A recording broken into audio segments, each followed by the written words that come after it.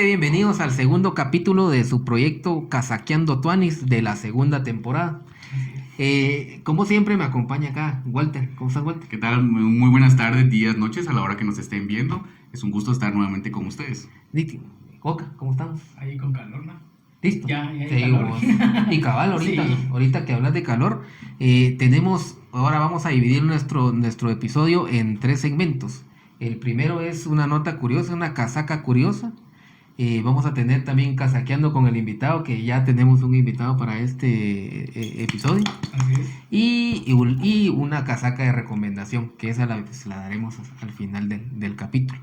Hoy vamos a hablar sobre la casaca curiosa que nos va a platicar Walter.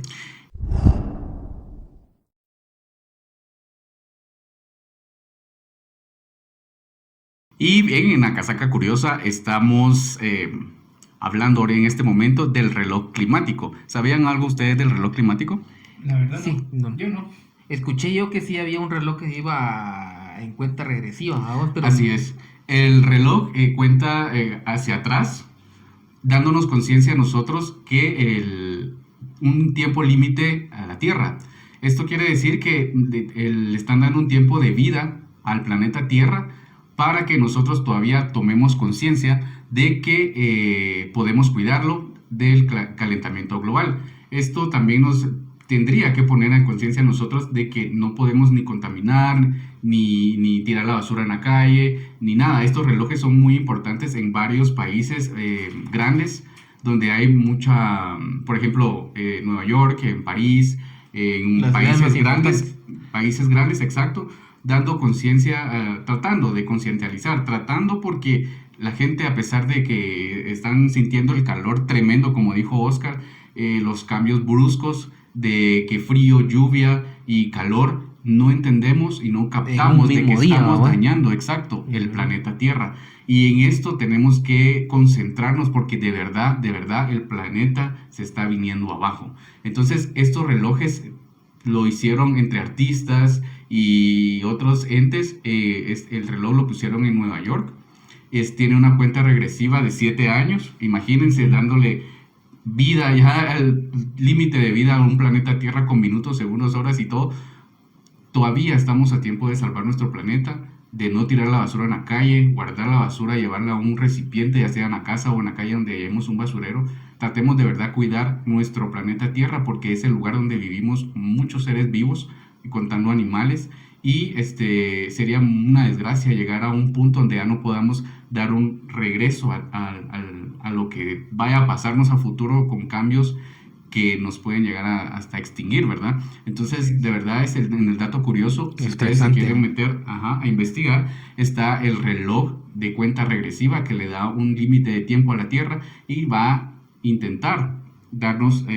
concientizarnos, exacto, ¿no? a lo que es el mundo entero, ¿verdad? O sea, que de verdad tenemos que cuidar el planeta Tierra. Vos, qué estresante que tengan que sea un reloj que tenga lo que decías, va, minutos, horas y segundos, que si no cambiamos esto se colapsa. Es como aquello cuando le dicen a uno, o cuando va alguien que ha tomado mucho cerveza y va y le dicen, mire, ya no siga tomando, porque a usted le puede en un momento desarrollar cirrosis, ¿vamos?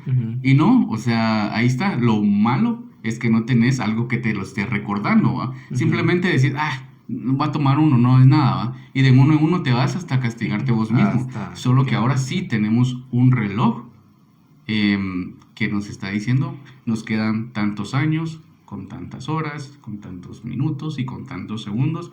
Y cuando miremos y no pongamos atención en realidad lo que de verdad está pasando, porque miren, no sé, o sea, hay un calor de verdad tremendo y no solo por las luces, sino porque de verdad no se aguanta. 12 del mediodía, 1 de la tarde, 2 no se aguanta.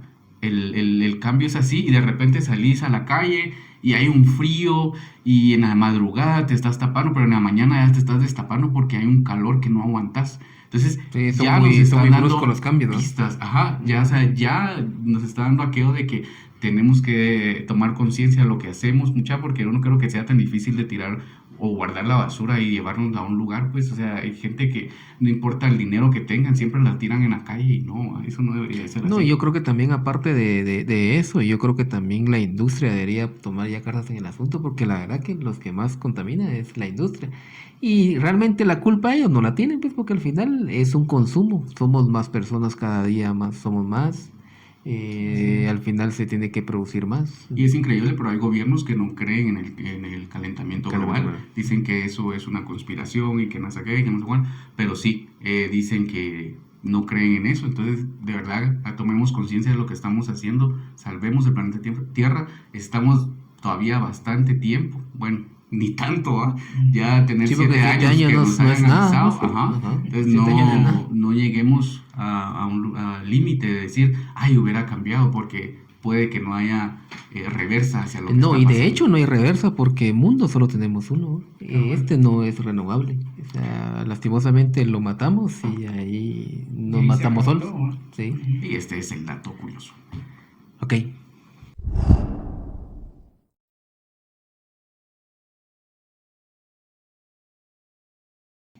Bienvenidos al segundo segmento de su podcast favorito, Casaqueando Tuanis. Este segmento denominamos Casaqueando con el invitado. Y hoy tenemos a nuestro primer invitado aquí en este su podcast favorito, Lester Samuel Salguero. Muchas gracias, Lester, por tomarte el tiempo y venir acá con nosotros a esta casaca. Una casaca que va a estar bastante interesante. Estudiante de arqueología, algo que no sabía que existía en Guatemala.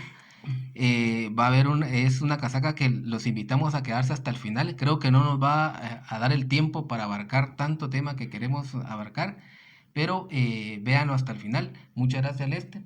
¿Cómo has estado? ¿Todo Pues bien? bien, gracias y la verdad que gracias a ustedes también por la invitación para poder platicar sobre este tema que, como decías, es poco conocido. En Guatemala las personas no creen que haya arqueología y algunos me han dicho, ¿y hay en Guatemala? Ah, exacto. De hecho, esa de era hecho, mi es la idea. primera pregunta. Ah, ¿Verdad? esa era mi idea. Ajá, ¿será hay en Guatemala? ¿Y dónde? Es la segunda vez. Ajá, exacto. ¿Dónde puedes estudiar eso? Pero no sé, yo estoy a la orden para responder lo que ustedes deseen, qué es lo que más les interesa o creen que el público tenga como más inquietudes sobre el tema. Mira, precisamente es eso. Yo no sabía que existía alguien en arqueología porque lo que sabía yo pues es que venía mucho extranjero aquí a nuestro país a hacer este tipo de excavaciones y todo no está aquí en Guatemala. O sea, lastimosamente los museos aquí en Guatemala son muy pobres.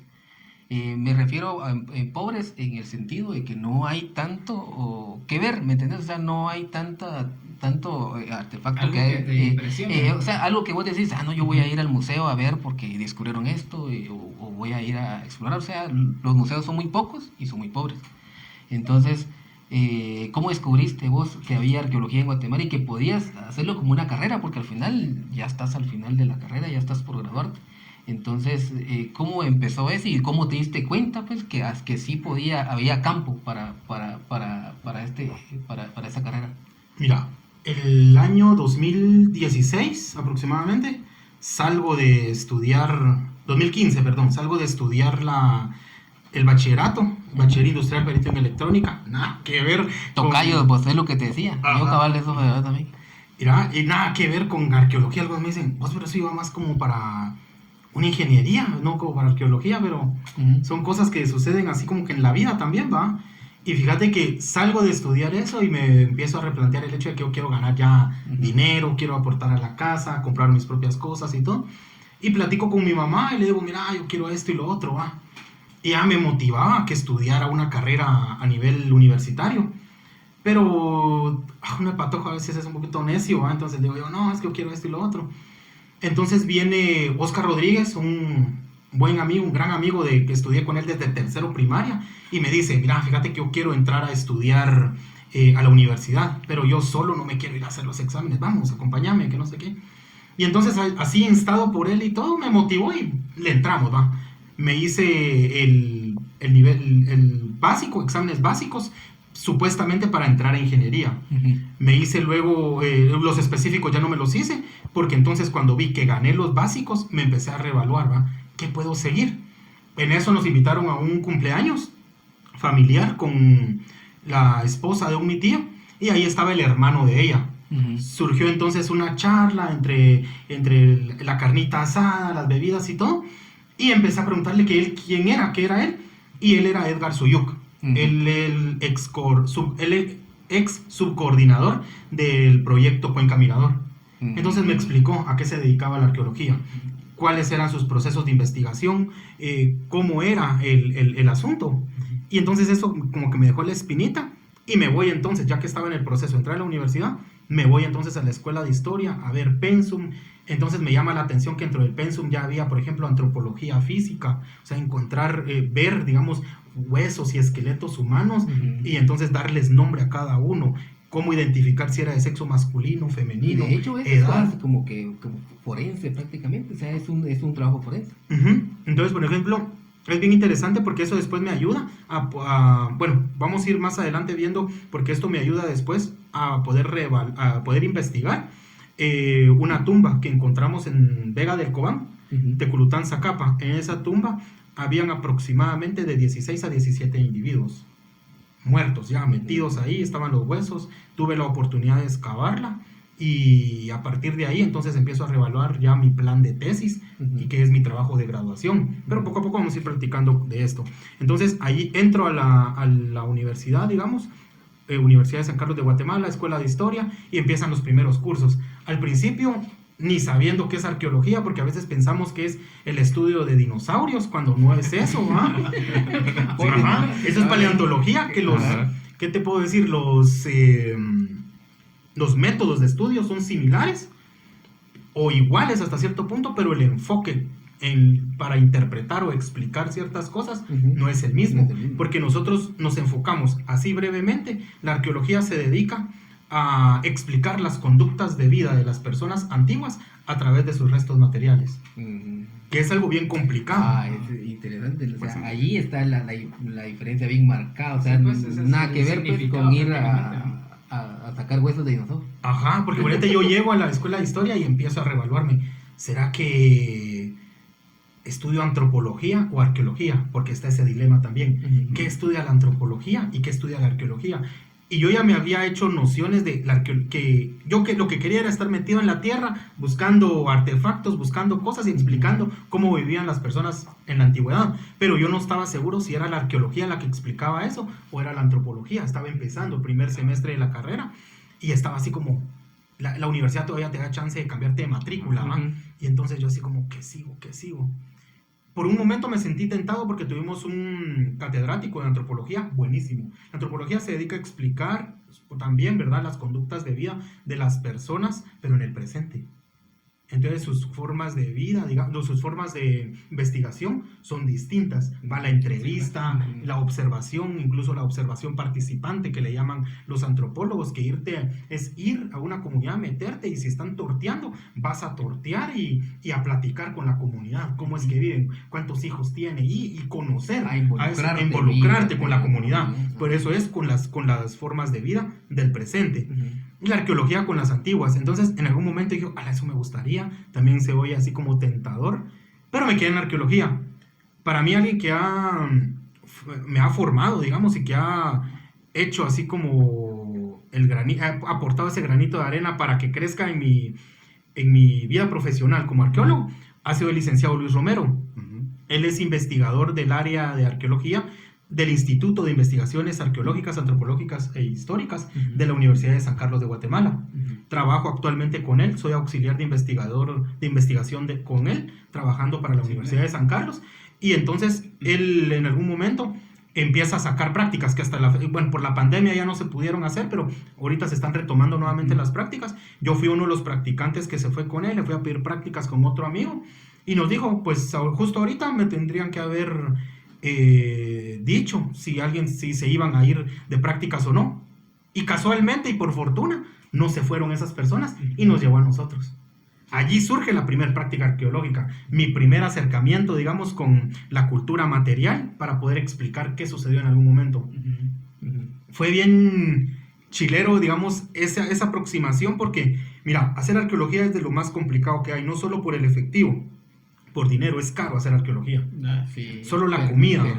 Permisos. No puedes hacer arqueología si no tienes permisos. Eso es ahora.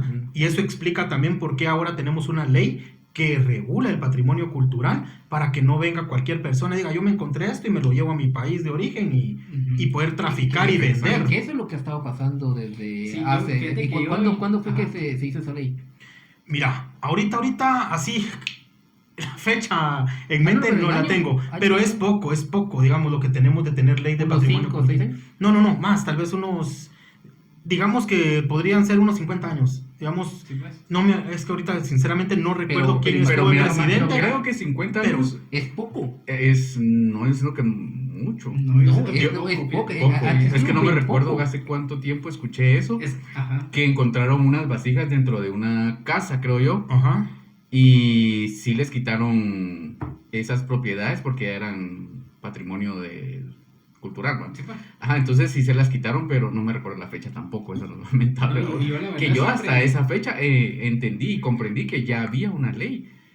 O sea, entonces sí es más, entonces sí tienes razón. No, hay- no, es pero mucho a más lo que me grande. refiero yo que es poco. ¿Hace cuántos años pasaron llevándose un montón de cosas de aquí? O Hagamos sea, de cuenta que 1890, digamos, ya vaya. venía gente, 1890, Vaya. imagínate. Sí. 1940 Ajá. tenemos a Smith y Kidder, que son de los primeros exploradores que tenemos para el área donde estamos trabajando en Zacapa, que ellos, el lugar de estudio donde nosotros estamos, ellos dijeron que eran montículos aislados.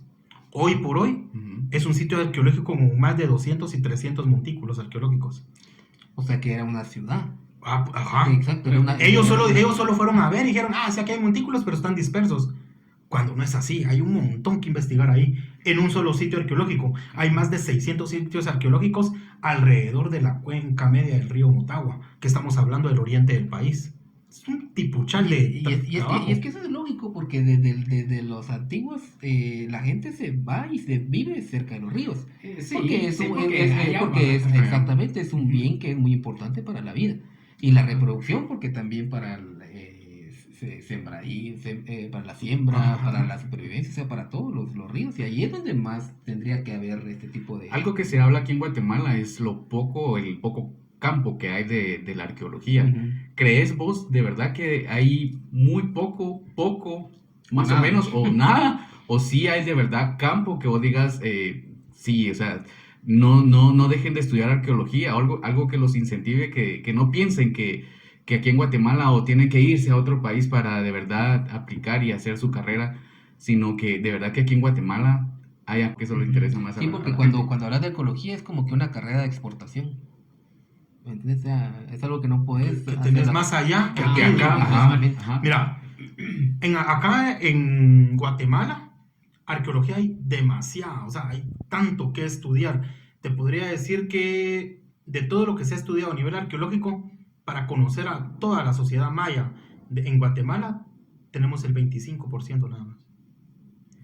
Ahora, ¿por qué? Sí. No hay tantas personas que se metan a la carrera porque muchos dicen, es que es una carrera de ciencias sociales, no ganas tanto o no ganas esto, y lo que te interesa más es el billete, ¿va? O la plata.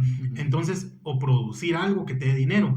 En Guatemala no pasan, la Universidad del Valle, que también tiene la carrera de arqueología, y la Universidad de San Carlos, son las dos únicas entidades universitarias que tienen arqueología.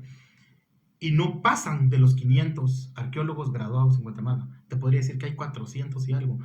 El último no sé qué número fue, pero es, por decirte, que son como 400 y algo. No pasan ni a los 500 ni a los 450. Son poquísimos los arqueólogos graduados. Y eso contando a los que ya se han muerto. O sea que... ¿no? Y los que están graduados y nunca ejercieron. Y que Sí, también- algunos porque están también- ejerciendo. sí. Por ejemplo, O sea, hay unos que están metidos en el IDAE, Instituto de Antropología e Historia.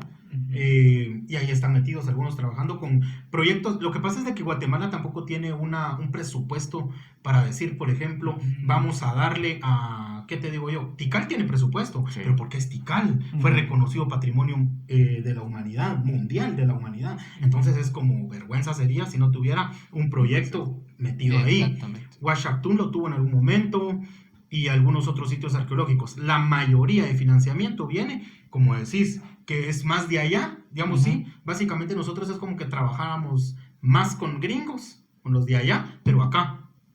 ¿Por qué? Porque digamos que la ley de patrimonio cultural, digamos, la ley ya como tal, indica que todo proyecto extranjero que venga con 10 arqueólogos gringos a hacer una investigación, tiene que tener a pura ley 10 arqueólogos guatemaltecos, si no, no puede llevar a cabo el proyecto. Si trae 5 estudiantes gringos a hacer prácticas acá para poder llevar a cabo el proyecto, tiene que tener la misma cantidad de estudiantes guatemaltecos. Y todo lo que se encuentra acá Se se queda queda acá. acá. Aunque Sí, ellos bueno, dicen, Ahorita bueno, sí, antes no, antes se iba como el Museo Británico, tiene piezas tan impresionantes y allá están, ¿va? Se pueden repatriar, pero yo pienso que están mejor allá. Aquí se la roban. Deja eso, se la roban, no les damos el cuidado. Por ejemplo, allá podemos tener, por ejemplo, un entierro y ellos le pueden poner el clima para que el entierro no se vaya degradando. Aquí no Sí. tenemos, aquí Sí. no les interesa. Aquí lo que van a hacer es agarrar los huesos, meterlos en un tanate A la bodega. y meterlos a la bodega. Ujú. sí, es cierto. Así, ¿qué pasó con el trono 1 de Piedras Negras? Ese estaba hecho pedazos. Lo metieron en un costal y lo fueron a refundir en una de las salas del Museo de Arqueología y Etnología. Ahí estuvo refundido por mucho tiempo hasta que a alguien se le ocurrió que posiblemente podría hacer algo. Empezó a pegar, a ver las piezas y ahí estaba el trono 1 de Piedras Negras, que es el que ahorita está y se fue, si no estoy mal, a Nueva York y ya está siendo exhibido, ¿no? Pero realmente aquí, digamos, vamos al Museo de Arqueología y Etnología en Guatemala, hay muchas piezas que son muy interesantes, muy bonitas, pero no se le ha dado ese interés. Por parte del Estado, pienso yo que hay mucha falta de, mucho desinterés por tal de que esto sea promulgado, digamos. No hemos visto, digamos, en un canal nacional promoviendo la cultura material de lo que se tiene aquí, caso distinto con México. Como arqueólogos, Sí, ustedes... México hasta son hasta campañas. No, es que México es bastante Sí, patriótico ajá. en todo Y eso es lo sentido. que les ayuda, digamos, a hacer eso, ¿no? Sí. Como arqueólogos, ustedes, ¿cómo saben o a qué tierras o a qué lugares ir a investigar o a buscar? ¿Se basan en la historia para buscar algún resto o en Petén creo que siguieron encontrando más Ajá. templos, creo yo? Sí, yo creo que sí, va, y eso hace poco, ¿va? Sí, con esto del sistema LiDAR, Ajá. ¿no? O LiDAR que le llaman, Ajá. ¿va? Y sí, este es como un mecanismo, una avioneta, tira ráfagas de luz y la tecnología te permite, por ejemplo, dividir por capas estratigráficas La Tierra. hasta llegar a un punto en el que decís, bueno, esta es parte de la Tierra, esto aquí, y empezás a ver como siluetas o algo de lo que pudo haber sido, digamos, una escalinata. Si miras una escalinata, De nivel. aquí, ajá. Entonces decís, no, aquí hubo algo. Por ejemplo, se puede identificar las terrazas donde pudieron haber sembrado. Entonces, ¿por qué? Porque sabes y llevas un estudio de geografía en el que decís, esto no puede ser natural. Aquí tuvo que haber la mano de un hombre o de personas para poder cultivar, para hacer algo. ¿Esa tecnología la usaron solo en Petén? ¿O sí la han usado? Se ha usado Se usa en alrededor del cualquier- mundo se usa. A uno lo que lo detiene a hacer cosas así chileras, digamos, Ujú. para poder investigar, es el dinero, Presupuesto. presupuesto. Ujú. Haciendo de cuenta que no teniendo esa tecnología, te puedo decir que $500,000 de quetzales no se hace algo, pero nos sirve aproximadamente, si mucho, para un año de trabajo. $500,000 de quetzales. Entonces sí es, Bastante. y no estamos metiendo tecnología de alta resolución, digamos, que nos permita resolver algunos enigmas o algo. Más sin embargo, el conocimiento que uno tiene te ayuda, ¿por qué? A clasificar cerámica, a ver de qué temporalidad es, fechar ciertas cosas, te ayuda tu conocimiento. Pero qué chilero sería agarrar tal vez una vasija o agarrar ciertos tiestos que te llaman la atención y mandarles a hacer análisis ya con análisis químicos. Sí, pues. Ese ya es otro rollo. Ese es otro rollo. De lo que llevas de carrera en tu práctica y en tu trabajo, ¿has hallado algo que te haya llamado la atención o algo que te haya hecho puchica? O que te haya hecho pensar y decir, wow, no sé, para Aquí me que lo quedo. usaron. Ajá, o sea, te has puesto orgulloso de cosas que has hallado aquí en Guatemala, que has dicho, en la historia de Guatemala hay gente que de verdad no se pone como a estudiarla. De verdad que somos ricos en historia, no solo vemos historias en películas americanas, vamos, que sabemos que tienen un montón de historias y, chica, hasta con, ¿cómo se dice? Con conspiración y todo eso, pero Guatemala también tiene historia, algo que vos hayas hallado y que hayas dicho, mira, chica, sí me asombré y hayas contado, mira, miren mucha, encontré algo y a mí me gustó, no sé, algo que te haya llegado a vos. Fíjate que en el 2016, precisamente, Llevaba ya finales del 2016, noviembre, diciembre. Fue una temporada bien, bien chilera, la verdad. Porque resultó ser mi primer práctica. Por un lado tenía un amigo que había encontrado un entierro, digamos, una persona, una vasija, digamos, que le sirvió a la persona tal vez para comer o para algo, y la dejaron ahí con jade y así como, ala, qué chilero excavar algo así. Y yo por el otro era una estructura más o menos alta, digamos, tal vez de este tamaño, y así. Entonces a mí me había tocado, o el área que me habían tocado a mí investigar, de altura la estructura no subía más de los 90 centímetros. Ni siquiera el metro llegaba a 90 centímetros. Y así como, bueno, hice el pozo, y un pozo exploratorio, y empezamos a sacar material. Y mira, lo hice enfrente de la estructura, digamos, de la casa, digamos, de la habitación donde ellos vivían. Enfrente recuperé bastante material, calcedonia, obsidiana, cerámica. Entonces, ya dentro del pozo, a 1 metro con 20 centímetros, dije, yo me empecé a reevaluar, ¿va? Aparte del sol, tomás el agua no fría, la tomás caliente. Estamos hablando que esa capa llega a tener temperaturas de hasta 42 grados. Sí, yo he Es trabajado un ahí. calor, Es un calor seco. Sí. Estás va a sudar y así como no sabes ni por qué. Y ahí adentro del pozo me pregunté si realmente había escogido. Ahí no usan sal. Sí, para que no. No, te no, deshagan- vos terminás de sazonar la comida con tu sudor. Ah, yo pensé que te la echabas tipo sí, babosa. sí, ¿no? Ahí no usan consomé ni nada, mano. Solo te pones así y ya bien sazonado tu caldo. Y miramos, estaba ahí y dije, a la gran puchis, Malaya, algo así, va.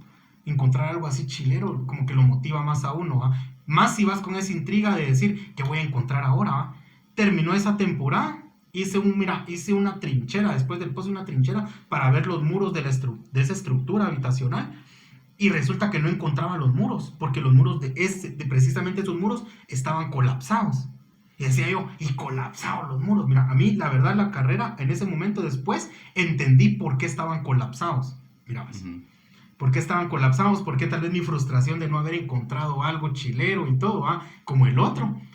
Y entonces en la segunda temporada de junio del 2017 ya sigo la trinchera para definir la estructura, la logro definir, pero logro definir también en el piso del periodo clásico, que era un piso bastante duro. Logro definir un hoyo, una parte como que estaba rota, así. Digo yo, aquí está el piso y aquí también, pero en esta parte la tierra es distinta, es suave. Y es de un color distinto. Y aparte unas piedras que se amarraban entre sí. No piedras grandes, te estoy hablando que una piedra era tal vez la mitad de la mesa, amarrada con otra que era la mitad de la mesa. Cargar una piedra de canto rodado o de río de ese tamaño, mira. Entonces me quedé así. La temporada nos duró 22 días, 21 días. Faltaban 3 días, ya no podíamos excavar. Entonces viene el licenciado Luis Romero y me dice, fíjense que necesitamos hacer un plan de intervención ahí, porque es posible que allí haya un entierro. Él tiene alrededor de más de 20 años de experiencia, trabajó en Piedras Negras y en varios sitios, digamos, del Petén, alrededor, digamos, a lo largo, perdón, del río Usumacinta. Yo todavía cuestionando lo que él conocía y sabía. Le digo, ¿será? Usted hágalo, ¿ah? Hice el plan de investigación y todo, se lo presenté. Bueno, entonces esos objetivos usted los tiene que seguir porque ahí hay algo. Mira, hice el pozo, llegamos en noviembre, diciembre del 2017 a echar punta, ¿va? A hacer el pozo. Y entonces, mira, llevaba ya casi los 3 metros de profundidad, para no hacértela tan larga. Yo encontraba lajas en punta de este lado, lajas de este lado. Yo decía, ¿y por qué, va? No le entendía. Entonces, en cierta ocasión me dijo, meta el machete de este lado, la tierra es suave, ¿sí? Meta el machete de este lado, metí el machete y piedra. Abajo, piedra. De este lado, piedra, piedra. Y así como, ¿y qué es? Le digo yo, usted está en una tumba, me dijo. Mira, el trabajo que conlleva. 3 metros, él andaba trayendo cal para las consolidaciones, digamos, porque nosotros lo que hacemos es también que hay piedras que por el tanto tiempo, más de 2000 años, piedras se colapsan, muros colapsan, y nosotros los volvemos a sus posiciones originales. Entonces, y eso se hace con una argamasa que pueda ser reversible, no con cemento como hicieron en Saculeo, ¿eh? Entonces, eso nos ayuda. Pero el punto está en que a las 8 de la mañana, cabal de ese día, él andaba trayendo cal. Empezamos y ya bravo, ¿va? Porque estaba del otro lado otro compañero ayudándome a excavar la entrada de la tumba. Y digo, pues aquí no hay nada, porque podría estar la posibilidad también de que no hubiera sido ocupada la tumba. Ajá. Entonces le pego así con qué odio, así, aquí no hay nada, ¡pah! Le pego así y solo miro que, mira, puro Matrix, créanmelo, no mucha, pero le pego y sale así, mira, un pedazo. Yo no sabía que eso era hueso. Sale así y cuando lo miro cae, lo agarro, parecía madera. O sea, yo creí de tanto tiempo, madera. Entonces llamo a Haroldo, un patazo. Haroldo, le grito, ¿qué onda? Me dice, vení. Y lo llamo, llega, mira, esto es madera. Y cuando lo mira, me dice, esto es hueso, pero ya lo tenía adentro. No, me dice, esto es hueso, hazte un lado. Me dice, era mi primer práctica, ¿va? Bueno, tercer práctica, pero primera vez con una tumba. Empieza a limpiar y todo, encontramos al primer individuo. Al primer muerto, digamos, el primer cráneo. Luego nos hacemos a un lado y el segundo cráneo.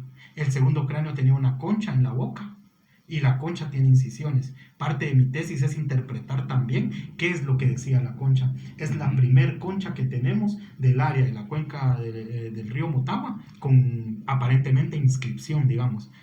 Pero no inscripción como tal, como la que se encuentra en las tierras bajas mayas, como el Petén, sino que es una inscripción más rudimentaria, digamos de esa manera. Pero ahí está la concha y tenía sus orificios, que pudo haber tenido alguna pita para poder haber sido colgada y ostentada, digamos.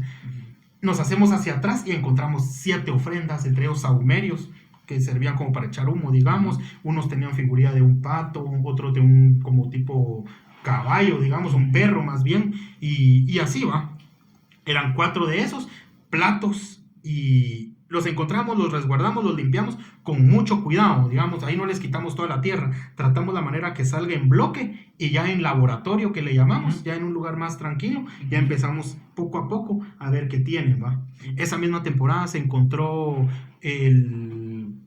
una urna funeraria con 2 niños que aparentemente no nacieron. Entonces ellos no nacieron porque eran tan pequeños que entonces logramos deducir que eran nonatos. Estas personas, estos 2 niños pudieron haber muerto en parto. Eso solo era una hipótesis en ese momento. En el 2018 se confirma cuando otro compañero hace una trinchera en ese mismo patio. Hace una trinchera en dirección para buscar el corte de la tierra donde sepultaron a los niños y se encuentra la mamá. Mira, esa fue una temporada de correr porque ese cuate también era primera vez que encontraba un entierro, yo primera vez con la tumba, y la tumba resultó que la estructura, digamos, esta es la estructura y aquí estaba la tumba, hicieron el hoyo los saqueadores aquí, y ellos lo que pensaron que eran paredes de los muros interiores de la estructura, eran las paredes, digamos, exteriores de la tumba, y entonces ellos, si hubieran quitado piedra y se meten, dan con las ofrendas, y hubieran arruinado todo el trabajo, digamos, para poder explicar quiénes eran estas 17 personas. Justo encima debajo de las ofrendas encontramos todo lo que es un osario. Aparentemente por asociación a un fémur, digamos. Fémur derecho, ¿cuántos hay? Hay aproximadamente unos 8. Así, tentativamente, ¿va? Regresamos en la temporada del 2018 en junio y ya a limpiar esa parte, empezamos a ver que no solamente agarraron los huesos y los arrejuntaban, digámoslo así, en una esquina. Ya al hacer una excavación más minuciosa nos dimos cuenta que estos eran colocados el cráneo y las extremidades. Cráneo y extremidades. Luego, atrás, cráneo, extremidades. Eran 3 de este lado, 3 de este lado, y encima de ellos el mismo patrón. Cráneo, extremidades. Hasta llegar a un total, con los 2 que estaban en posición anatómica correcta, como nosotros le llamamos, ya normal, digamos, extendidos, y estos en osario, un total de 16 a 17. Normalmente, una generación dura 40 años. Entonces, asociando a eso, tenemos una tumba con una reutilización de aproximadamente de 250 a 300 años de uso. O sea que prácticamente podría ser una tumba de una familia real. Ajá, posiblemente. Porque no era, digamos, toda la evidencia apunta a que no eran tampoco personas de baja estratificación social. Sí, porque solo con esa concha que decís, esa era una joya. O sea, era una joya. Pues, no. Aparte, nosotros investigamos también en la parte del oriente del país. En Guatemala tenemos la única fuente de jade en el oriente, que es del Motagua Medio. Muchos hablan en México, Estados Unidos, incluso en Guatemala, tantos investigadores hablan acerca de, y es que el jade que se encontró aquí, que se encontró allá, pero nadie habla de esas personas que manipulaban y trabajaban el jade.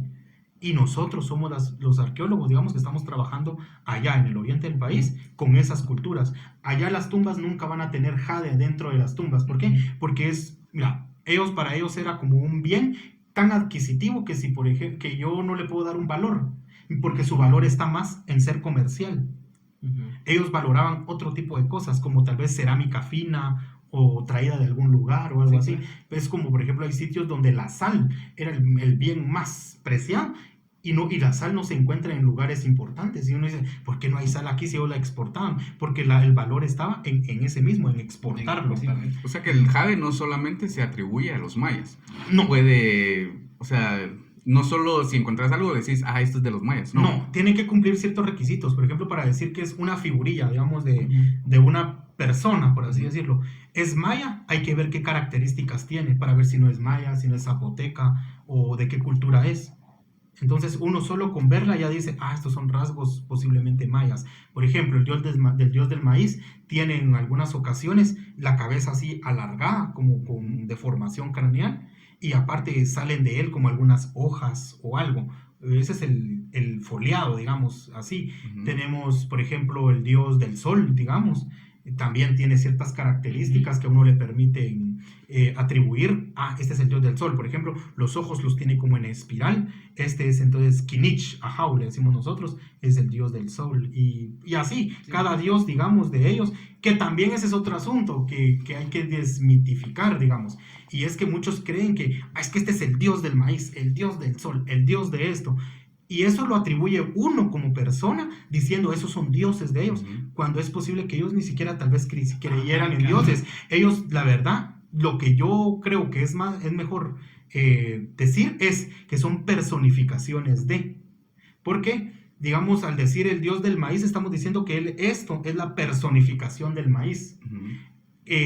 Cahuil, por ejemplo, es la personificación del rayo y tiene mucho que ver. ¿Por qué? Porque Cahuil es la serpiente, pero la serpiente, ¿por qué decimos que es el rayo? Y está vinculada con otro dios que es el dios del agua. Porque cuando llueve, dice que los rayos caen en forma de serpiente. Entonces, eso tiene mucho que ver. Es la personificación no precisamente el dios, aunque eso no lo podemos saber porque ya no los tenemos a esa cultura, ya murió, digamos. Estas personas que crearon esto ya murió. Sin embargo, digamos, los mayas no han muerto, viven entre nosotros y tienen ese valor cultural todavía. ¿Vos crees que los mayas se extinguieron, evolucionaron o lucharon a muerte a la conquista? Son 3 preguntas distintas que nos llevaría aproximadamente casi que 1 hora de contestar cada una. Pero fíjate que muchos dicen, es que mira, en Guatemala es un país muy racista. Entonces, ellos siempre van a decir, el gran jaguar, Tikal. Yo sí me vinculo con los mayas matemáticos inteligentes, científicos, astrólogos y toda la cuestión que eran en ese momento. Pero ¿por qué no te identificas con un pueblo quiché, cachiquel, mamsu, tujil y más de 22 idiomas que hay y algunos ya en peligro de extinción? ¿Por qué con esos no? Y tiene relación con el tercer punto que hablabas, con esa resistencia a la conquista. Recordemos que la conquista vino y fue agresiva, entonces no permitió que también estas personas continuaran con esos estudios sobre la matemática, sobre la astrología, y entonces quedaron así como sin ese conocimiento, sabiendo que tener conocimiento es poder. Entonces a ellos a los españoles en algún momento también no les importaba o no les interesaba más bien que ellos estudiaran y siguieran empapándose, digamos, de esa cultura que tenían de sus ancestros, porque eso implicaba no solamente una revolución, sino que se levantaran contra ellos. Incluso para 1612 aproximadamente cae la última ciudad maya. Ahorita que estamos ya entrando en una buena casaca, eso ya es algo una opinión muy personal.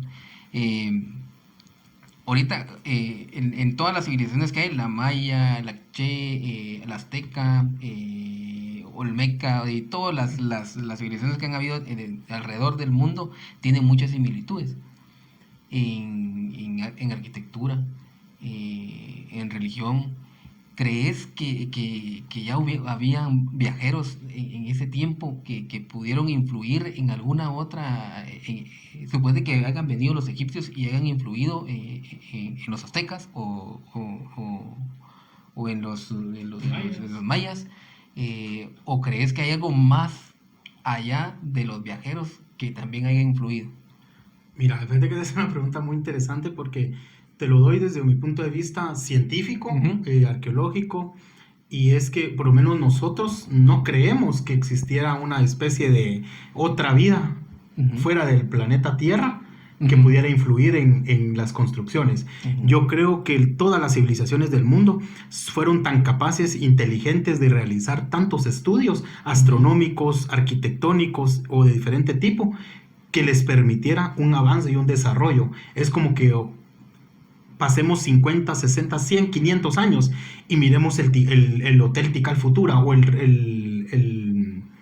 este edificio Gran Tikal Futura, digamos, a la hora aquí tuvieron que haber habido mano de extraterrestres o de alguien para que se hiciera esa gran edificación. Entonces quitaríamos el valor de la inteligencia del ser humano.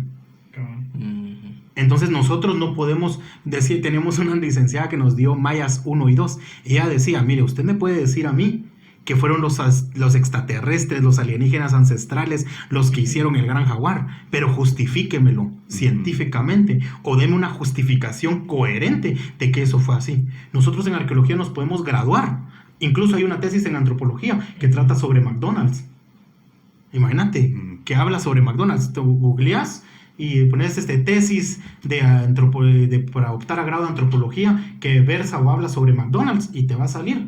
Hay una antropología sobre McDonald's. ¿Qué significa? Que puedes hablar en tu tema de tesis de lo que quieras. Puedes decir que los alienígenas ancestrales vinieron con naves espaciales y que crearon todo el Gran Jaguar y que el conjunto triádico que está a un costado del Gran Jaguar es ahora un lugar para que despegara una nave espacial. Y tenés toda la validez para poder decirlo, pero tenés que justificar cuáles son tus evidencias para decir que eso así fue. Fíjate que algunas civilizaciones sí tienen jeroglíficos, no sé, ya con figuras extrañas o figuras espaciales o algo así. Incluso no estoy seguro si es en México que hay un monumento o algo azteca. Ajá, algo así que va como en una nave. Pero se ve como en el reflejo de un lago. Y dicen que de ahí tomaron la base de la nave, la primera nave espacial, vamos. Yo no sé, tal vez pensando de esta manera de que supuestamente los extraterrestres vinieron y influyeron en la forma y ayuda de que los mayas o las civilizaciones diferentes en el mundo hayan hecho estructuras, que son enormes y que se cree que el ser humano no podría, como cargar ciertas piedras, por ejemplo en Egipto, ahora las 3 pirámides. Entonces, y si pensamos de la otra forma, de que tal vez ellos vinieron a ver y a tomar una copia de nosotros sin inmiscuirse, sin que ellos los vieran, simplemente solo para ver el comportamiento, ¿vos? Porque yo sí creo de que solos no estamos, ¿no? Que no quiero ser como egocéntrico como ser humano y decir que solo nosotros existimos, sino sí, o sea, hay algo más que ha crecido junto a la historia del mundo, ¿vos? Del planeta. Exacto, ajá. Que entonces, nos haya visitado. Ajá, yo entiendo ese punto. Yo pienso que sí hay vida en otros planetas, tal vez no como nosotros la conceptualizamos, ajá, o como nosotros creemos, desde un gusano en Venus o en Júpiter. Eso es vida en otro exacto, planeta. Ajá. Yo pienso que sí. Ajá, entonces puede, claro que sí, yo creo que sí lo hay. Lo que no sé y no tengo la evidencia, digamos, por eso no podría afirmarlo, es que nos hayan visitado. Y si era sin inmiscuirse, no tenemos esa evidencia de decir si estuvieron aquí. Porque si fue sin inmiscuirse, eso aplica a que ellos no ayudaron a las diferentes civilizaciones a crear estas monumentalidades. Sí, tal vez no se metieron directamente con ellos a decirles cómo construir o qué imágenes hacer. Ajá. O tal vez era un reptiliano que venía. Porque incluso las pirámides incluso las toman como de una, no sé, como de una vista que refleja y no sé qué. Y es que lo que pasa es que están bien alineadas. O sea, si te das cuenta, mira, hay una perfección ahí. Cuando hay que acabar con alienígenas ancestrales, vamos. Porque ellos lo hacen ver científico, porque sí, realmente las 3 pirámides de Egipto están bien alineadas. Uh-huh. Hay una en Tikal que cabal sale donde, o sea, se ve donde sale el sol y donde se... Eso no le quita el mérito. Fíjate que eso no le quita el mérito, es cierto. Hay un complejo habitacional, bueno, no es habitacional, sino que es un complejo arquitectónico. Es el grupo E de Uasactún. ¿Por qué? Porque la E es, digamos, miras la forma de la E y lleva hay 3 puntos, y en el medio, digamos, hay un punto más largo. Si vas a Uasactún en ciertas épocas del año, te puedes colocar desde la parte donde miras y te marca el equinoccio y el solsticio. Y entonces dice uno, de este lado sale el sol para ciertas fechas y para estas fechas va. Vas el otro año y la misma historia. Vas el siguiente año y la misma historia. Vas el siguiente año y lo mismo. Entonces, ¿qué es? Son, por ejemplo, nosotros le llamamos conjuntos arquitectónicos de tipo astronómico. ¿Por qué? ¿Por qué solamente la puesta y el ocultarse del sol o la salida del sol? Porque eso te permite como agricultor cuándo te toca sembrar, cuándo te toca recoger. Exactamente. Es como los telescopios que hay ahora en varios puntos de los países, ¿no? Porque yo creo que en Argentina o en el Ecuador creo que hay varios. Yo o sea, creo en que varios también, países, sí. ¿no? Yo creo que también lo que ayudaba a mucha esta gente a que era muy estudiada y era muy observadora, que no había la tecnología que tenemos ahora. Nosotros perdemos la atención de muchas cosas. Ellos no perdían la atención, vamos, o sea, ellos estaban concentrados en hacer algo y en ver algo y lograr algo. Yo pienso que, mira, fíjate que nosotros llevamos también, están a partir de cuando hay una duda que a uno le surge al momento que uno está estudiando arqueología, es a partir de cuándo decide la gente asentarse. ¿Qué te motiva de estar deambulando buscando alimento? Y hemos visto, por ejemplo, en Zacapa, hay un museo arqueológico, así es, un museo arqueológico. Hay parte de arqueología y hay parte de paleontología. Y hay, por ejemplo, está el megaterio, incluso hay una ballena enorme y así. O sea, hay animales prehistóricos. No estamos hablando de los dinosaurios, prehistóricos. ¿Cuáles son estos? Que tuvieron un contacto con el ser humano. Entonces, digamos, matar a un mamut y encontrar junto con la evidencia del mamut que era la pierna del chavo o alguna persona o puntas de flecha. Entonces eso le dice a uno, bueno, si ellos andaban ahí como de cazadores recolectores, deambulando, digamos, de esa manera, ¿en qué momento se le mete a la cabeza a alguien, mucha, hagamos caza y sedentaricémonos, quedémonos aquí y empezamos a ver roles de caza, quién se queda en la casa, quién va a cazar, quién se queda? Y entonces uno empieza a meditar o a pensar. Y entonces realmente... ¿Cómo se hizo este sistema tan perfecto? Porque la verdad que tenemos un sistema, ¿no? Entonces hemos llegado a la conclusión que eso se logró a través de la agricultura. Fíjate que si nosotros miramos a los cazadores recolectores, el principal motor y motivo que nos mueve al ser humano, sinceramente parecerá chistoso, pero es no morirte de hambre. Sí, comer la comida. Ajá. Sí. ¿Por qué trabajas? Porque necesitas comer. ¿Por qué necesitas un espacio donde descansar? Porque para comer, exactamente, porque para comer cómodo, exacto. ¿Por qué? Porque como ya trabajaste, ya tienes la comida, ya tienes el sustento, pero es no más de sustentarte, sino de descansar. Buscabas cuevas, entonces esto es paulatino, ¿ah? Empezás a buscar cuevas, te empezás a quedar por largos periodos de tiempo y entonces, digamos, de estar cazando, empezás a ser tan observador que hoy pasaste aquí, fue temporada de mangos. Y te empezas a hartar mangos, a tipujar de mangos. Y todo ese mes, digamos, terminaste con tus hijos, con la mujer con la que andás, porque no podría darle el término de esposa, pero con la mujer que andás, con ese clan o ese grupo de personas, empezás a comer mangos, porque eso es la temporada. Sabes que en aquella región, como ya pasaste por ahí, va a ser la temporada de jocotes, y aquí ya se pudrió el mango, ya no sirve, te vas para allá, porque hay jocote. ¿Cuándo entonces más de alguien se le prende el coco y deja caer una semilla? Y por algún periodo largo de tiempo, porque se empezaron a quedar por periodos más largos de tiempo, empezó a ver aquí el mango y el jocote. Ajá. Dejaste caer una pepita de mango. Aquí no había mango, era solo jocote, pero empezó a dar mango.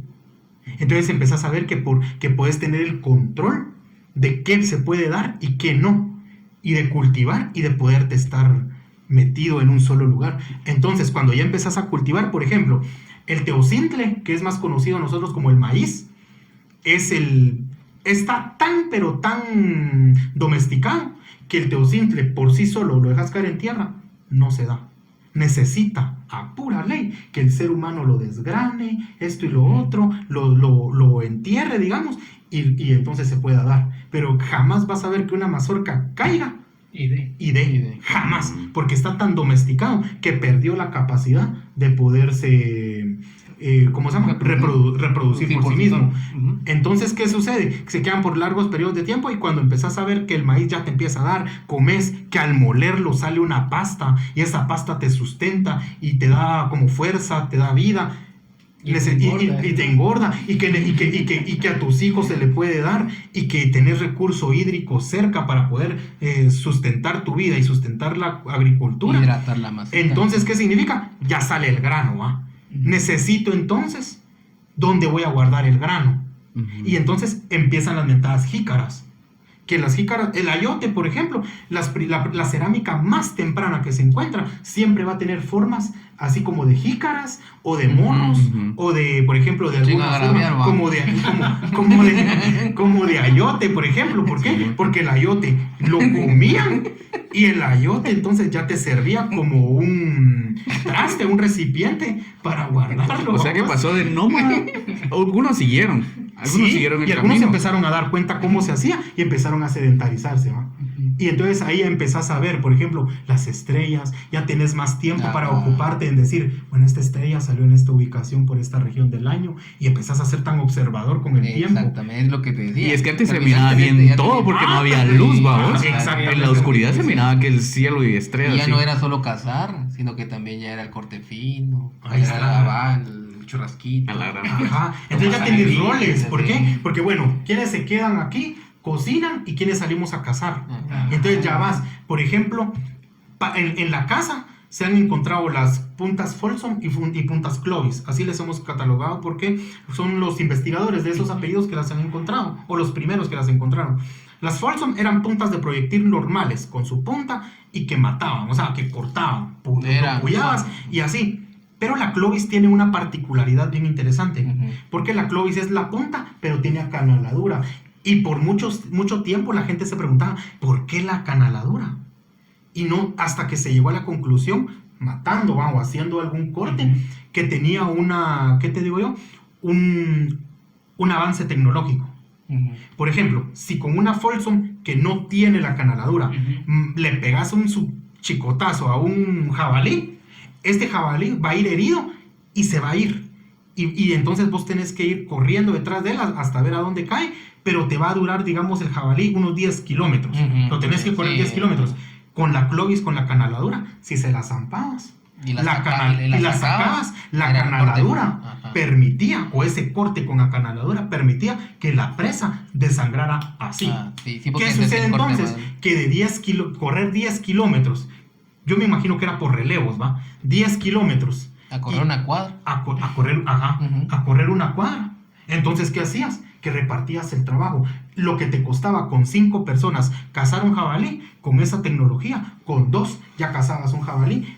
En este caso ya cazábamos 3, comíamos más, teníamos comida por más tiempo. Esa es la cuestión. Entonces, analizar esas cosas no es tan fácil porque a veces viene y decís, aquí está la evidencia, pero cuando no conoces el contexto, eso es bien importante, porque al arqueólogo le duele. A veces unos dicen, pero si solo sacaron las ollas, ¿qué tiene de interesante el hecho que las hayan sacado y después se las llevan a dejar? Hay gente que saca las ollas, digamos, y las van a dejar al museo. Y ese es el problema, que no es nomás de sacarlas, que al momento que uno las saca, uno entiende el contexto. No es lo mismo encontrar una ollita, digamos, de barro en un contexto funerario que encontrarla, por ejemplo, en un contexto residencial. En el contexto funerario pudo haber sido creada, jamás utilizada, y la metieron solo por meterla, como un bien para el más allá, o qué sé yo. Pero si lo metías, por ejemplo, estaba encontrada en un lugar residencial, es posiblemente que se encuentran restos de comida a veces, y a partir de análisis puedes saber qué comían y todo. Y así va.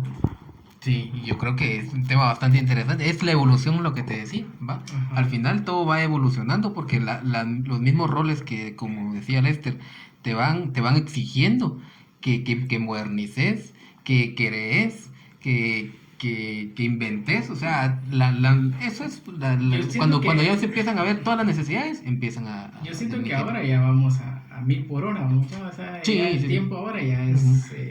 o sea, ya no se disfruta ni nada, sino que ya solo se vive, ¿no? O sea, porque tenés que hacerlo, ¿no? O sea, el afán ha crecido Yo pienso que aquel A que niveles así imagínate que bestiales. tecnológicamente o de alguna manera, la persona que inventara o hiciera algo, algún mecanismo, algún sistema, ya sea económico o político, que permitiera darle al ser humano no más vida, sino más tiempo, puchica, sería multimillonario. Es como que vos no tenés tiempo de hacer ciertas cosas, La más lo concha querés, naca, la y concha que yo naca. te, y que yo te dijera, te vendo una hora más. Yo sé que el día tiene mira, 24 horas, hay una- pero yo te puedo dar 25 horas del día. Mira, hay una película Puchis, muy vos. buena de esas, ¿no la has visto? sí, No sé cuál. Así, que vos juntás así los brazos y le pasas tiempo. Ala, Y todo se compra con el imagínate, tiempo. Imagínate, Ajá. el que pueda llegar a hacer eso es como que vos Sí. hoy a las 12 vos te morís, lo sabes, pero que yo tenga la capacidad de decirte, Vendeme un día más. ajá, ¿va? O- te vale tanto. Pero un día más de tu vida, De ¿va? vida, Obviamente. ¿verdad? De vida. Ajá, Pero- te la están ya sea restando de a mi vos. vida, Exacto, porque, o sea, sí, No, porque- te la tendría que estar restando a vos. Porque Exactamente. no vas a vender la de aquel, ¿va? Ajá, o ya Exacto. sea, mira, pues, Exacto, no vos vendés precisamente tu de tu tiempo. propia vida, que pudieras generar vida. O algo de esa manera que te tendrías que permitiera ser vivir a eterno, vamos. Mira, Digo yo, porque es que mira, tendrías que ser en puro. esa película lo que se Cosas trataba... locas que uno puede pensar, pero Mira, es cierto. fíjate Es que, bonito mira, pensar, ahí en esa película lo que se trataba era que todos tenían un reloj, Ajá. ¿vamos? Entonces venían y empezaban ya los saqueadores, ¿vamos? Mataban a las personas y se robaban Ah, su el tiempo. tiempo. A la Y vez. ese tiempo era lo todo. vendían, entonces El había dinero ya no era, sino que el tiempo. Entonces había un era. montón de gente Queriendo comprar tiempo. exactamente. Y los millonarios era porque tenían siglos en su Fíjate que- reloj. fíjate E incluso creo que todavía se sigue buscando la vida Fíjate eterna y que- no no, estamos muy que algo- lejos bien. No, O bien, sea, bien, porque fíjate que ahora, antes, si ustedes se dan cuenta, en esos tiempos, ¿cuánto vivía la gente? Mira los reyes de Egipto, muy famoso, ¿cómo se llama? Él, ¿a los cuántos años murió? A los 13, 14 años.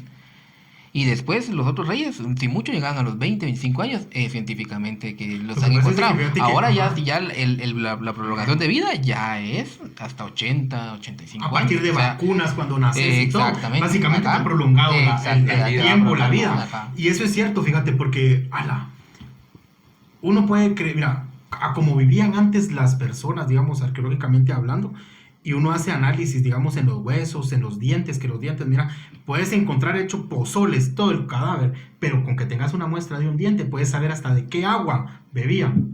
Si tomaban el agua de la región tal o de dónde. Por eso es de que se ha sabido que ciertos gobernantes de Tikal no provenían del área maya como tal, sino que podían haber venido del centro de México y de otras Eso era lo que regiones. te preguntaba.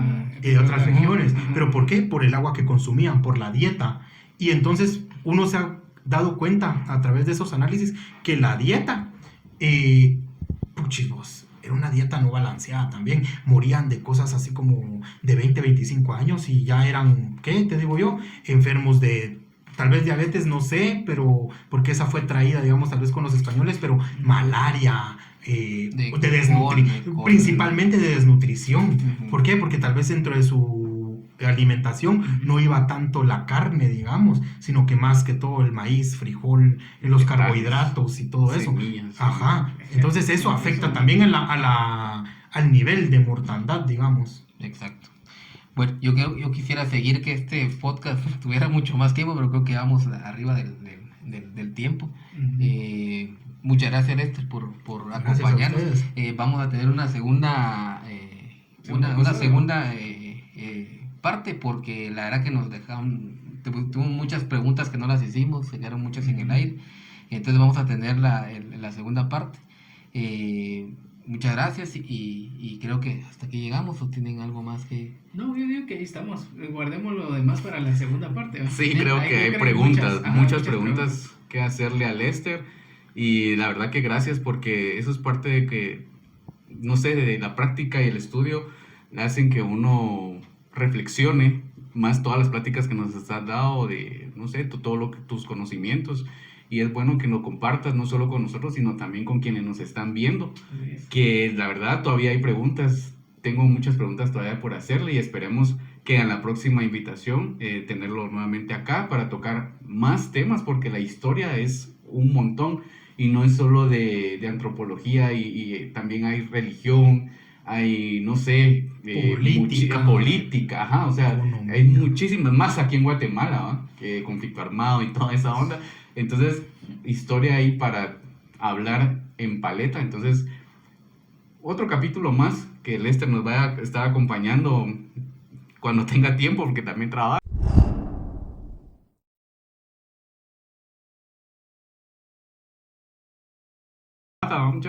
Entonces, si ustedes de verdad quieren seguir nuestros consejos, películas, no sé, algún libro que querrás recomendar. Fíjate que algo bien impresionante para poder entender más sobre lo que estamos platicando y todo, es que se consiguieran en PDF, ahorita está la facilidad, La Patria del Criollo. Así Buenísimo ese libro, que lo pudieran leer, no es nada aburrido. El señor, la verdad, Severo Martínez Peláez, él habla claro, tajante, y de alguna manera, si uno rompe esa susceptibilidad a través del libro, a algunas personas se pueden terminar así como llorando, tal vez, por saber todo lo que sucedió en este país. Hay otro libro, creo que es Linaje, Sangre y Linaje, creo que es Sí, de Martelena Casaus. Exacto, Excelente. muy buen libro. Excelente, Martelena Casaus. No se van a aburrir, como dice Lester. La verdad que la historia de Guatemala es muy interesante.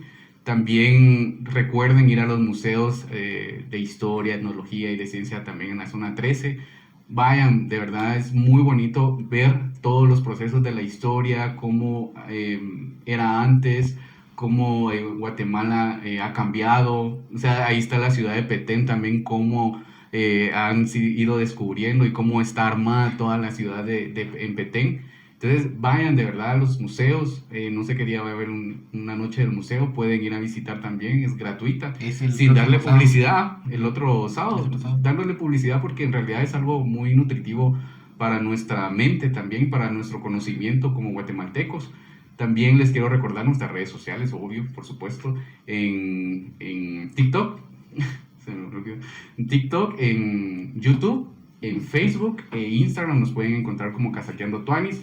En este video también ustedes nos pueden, no sé, comentar alguna inquietud que ustedes tengan, algo que nosotros, o que Lester habló y ustedes, no sé, estén, no sé, replicando el comentario que él hizo. Si les gustó o no les gustó, igual vamos a tener una segunda parte. Pueden dejar unas preguntas ahí para que le podamos hacer a Lester y pues seguir haciendo más y nutriéndonos más aparte de la historia de Guatemala, ¿verdad? Que también él ya está por cerrar la universidad, ya está haciendo su tesis y pues todo lo positivo para vos, para que salgas adelante. Gracias, y esperemos también que tengas mucho trabajo en el área de la arqueología, porque hay muchos que no la siguen porque no hay campo, y sí hay campo en Guatemala, lo que pasa es que cuesta, no se vayan solo por el dinero. También hay otras carreras que pueden proporcionarnos no solo el gusto de lo que nosotros estudiamos y trabajar en lo que a nosotros nos gusta. Y creo que también lo económico es importante, sí, pero también es trabajar en algo que a nosotros nos gusta. Entonces, buena onda, Lester, por habernos acompañado esta tarde. Estar aquí juntos y poder platicar un poquito. Seguramente en el segundo episodio podamos platicar también sobre esta parte de la cuestión económica en arqueología, que muchos piensan que es duro el hecho de, ay, no voy a ganar nada, pero si quieren saber un poco más de eso, en el segundo episodio vamos también a pueden saber qué onda con Tecumán, si estuvo bueno, si estuvo malo, si mito, leyenda o realidad. Ahí vamos a tocar ciertos temas con Lester que nos va a sacar de algunas dudas. Muchas gracias, pasan bien. Cuídense, nos vemos.